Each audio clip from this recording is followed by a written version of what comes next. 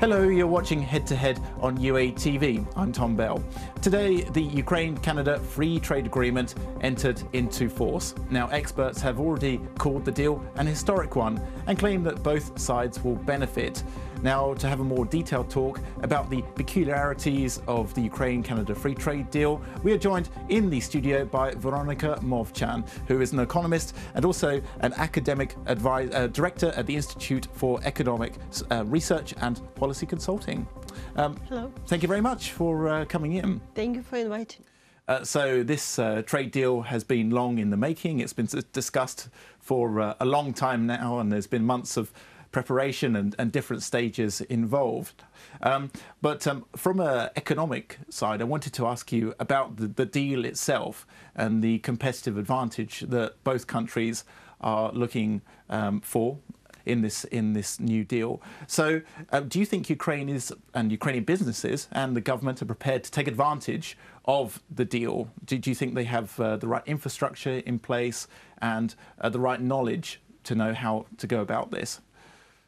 I'm sure that the business will try to use the most of the deal, and the current statistics that we see even before deal was actually enacted showed that if the country is shown to business and it's highlighted the opportunities, it can stimulate exports even without free trade. We observe that in the first 5 months of this year, exports to Canada grew by 73%, which is much larger than all estimates of the deal itself.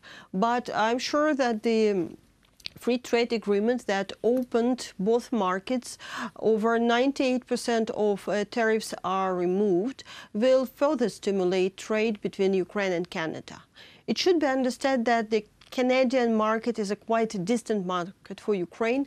Most of Ukraine trade is focused on this continent, that is with European Union and with Asia. Together, these two large blocks, they account for almost 80% of Ukrainian trade, and all other countries are a bit far distant and less priority. But it should be changed. There should be opportunities seen abroad, not abroad, overseas, I would say. And Canada is a great start of these overseas trade expansion of Ukraine. Yeah, and it's actually very interesting because the government really has done a lot of work to promote Canada as a good destination for Ukrainian manufacturers and producers. I mean, you've worked a lot and you've studied a lot about it on the European Union and the association agreement and the different trade deals that are involved. How are they different? Technically, the difference between the trade deal between Ukraine and Canada and Ukraine and the European Union and other ones. Now, how do they differ? Ukraine-Canada deal is one of the, I would say, simplest deals, not the very basic, because a part of elimination of tariffs, there are agreements on access on the public procurement market, plus there are some agreements on reduction of technical barriers to trade, especially mutual recognition agreements are possible. But basically, it's still classical free trade with liberalization of tariff as a cornerstone of the deal. Association agreement is absolutely different in terms of the scope, because we have these DC FTA, deep and comprehensive, due to extensive Ukrainian commitments to adopt its, to harmonize its legislation with the European legislation and adopt a lot of economic laws. So it's a completely different level then between the two. Yeah, they are different by scope, but they are still free trade. Yes. Both of them do not preclude country to sign any other free trade with any other market on the earth. The custom union, Ukraine is not a member of any custom union now, but the custom union like the European Union that we have on the vast borders, or the Eurasian Economic Union that was recently formed on the eastern border of Ukraine. These trade formations, they they stop countries members of doing their trade policy themselves. Yes. If you're a member of the European Union, you have no free choice.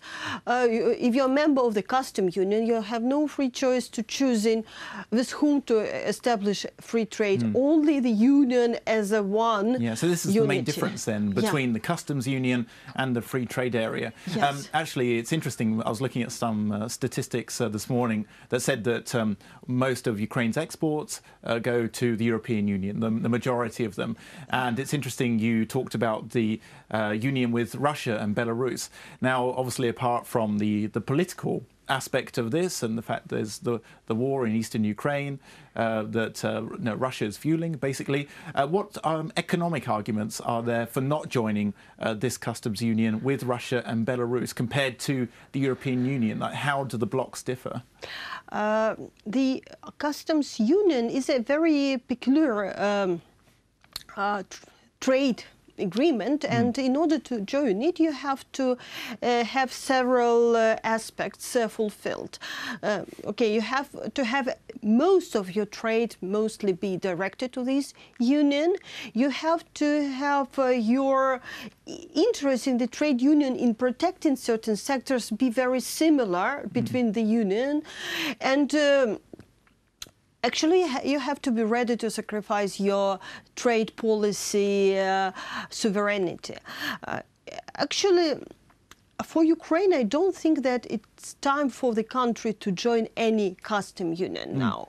That's why it was very, this association agreement was a very important perfect option for the country to have free trade, to have a very good free actual access to the European market, but do not bind itself by obligation to implement trade policy of the European Union. The same option is actually now implemented in Norway or in the Switzerland. So it's just to open the opportunity really to trade and not sort of change your government policy as well. Is that what you're saying?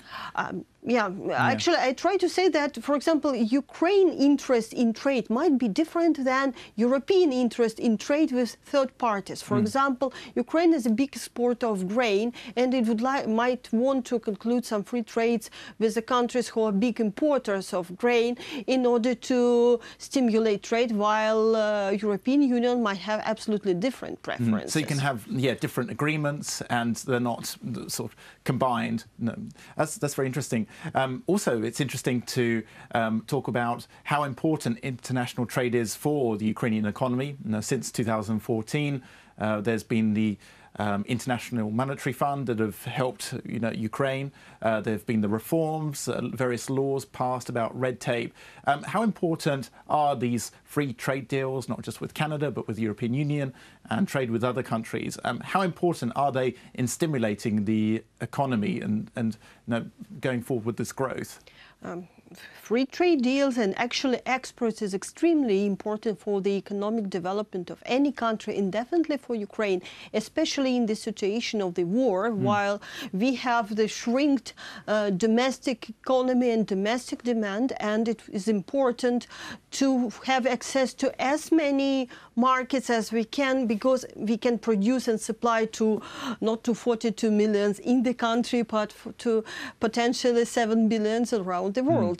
The sizes of the market are very different, and free trades are bringing these gains. For trade with Canada is first of all the trade gains and plus investment opportunities. For European Union Association Agreement and DCFTA, it also the gains associated with reform process. As you mentioned, International Monetary Fund that stimulated and supported reform process in Ukraine, but also we have association agreement with huge body of EU acquis to be implemented in order to make the country modern, competitive economy with regulations that are recognized and known as the best practices around the globe, and it also stimulates exports not only to EU. It opens up export opportunities to other countries. For example, exports to China grew very intensively after the CFTA because recognition of standards that Ukrainian standards are aligned with European standards help to open doors on the China market, on the Arab world. So there and are it's about spillovers. confidence then. Yes, it's about confidence. Yeah. Oh, that's very interesting. Okay, Veronica, thank you very much for your time and thank you for coming into our studio today. Thank you very much. That was Veronica Movchan, an economist and also an academic director at the Institute for Economic Research and Policy Consulting. You're watching UATV.